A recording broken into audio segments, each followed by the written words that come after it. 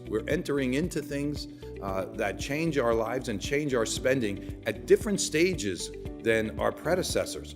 And brands and retailers need to really understand how that dynamic and that change occurs. Just think about if you're selling children's wear and how people are having children later in life, retiring later in life. Who's really driving the growth? Is it really the millennial? Is it really the Z generation? Or is it a combination of all the generations? What the consumer faces now is just an incredible array of product choices. If you think about the last 5, 10 years, even the last couple of years, the number of new companies developing new products, ideas that you hadn't even thought about.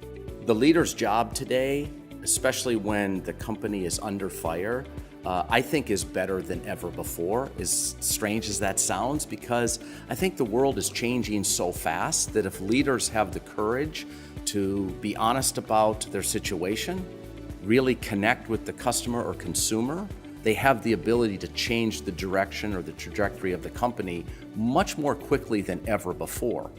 An individual can have as much reach as perhaps a magazine could have in the past. I had an old boss who used to say to me, be careful when you get in an argument with somebody who buys ink by the barrel, meaning a publication.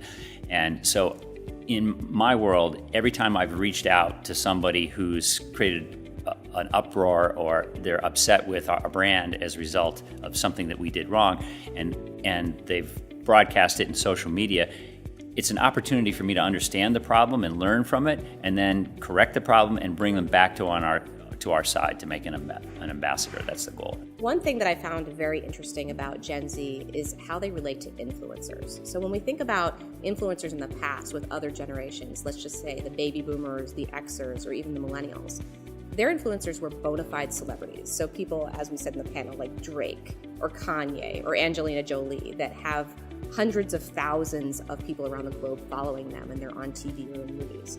But Gen Zers are relating to influencers who are slightly different. They're regular people who just happen to set up a YouTube channel or an Instagram feed and have something that's unique and interesting about them.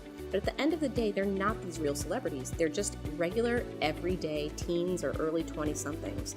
But that doesn't negate the power that they have over your Gen Z consumer. The consumer is evolving through this model. And as much as the foundation of retail is changing, the consumer is also changing. And there's going to be winners and losers in those models.